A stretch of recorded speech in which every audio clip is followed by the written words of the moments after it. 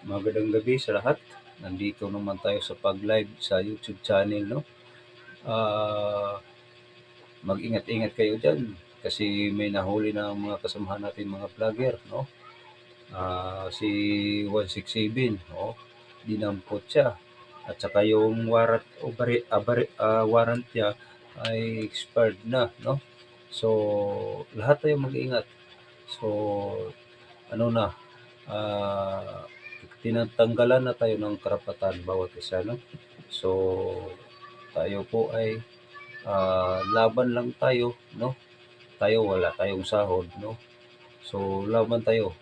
Ah, ano tayo sa ano, doon tayo sa mga matinong mga ano, leader, no? Kagaya ni Sara Duterte, Digong Duterte, no? So,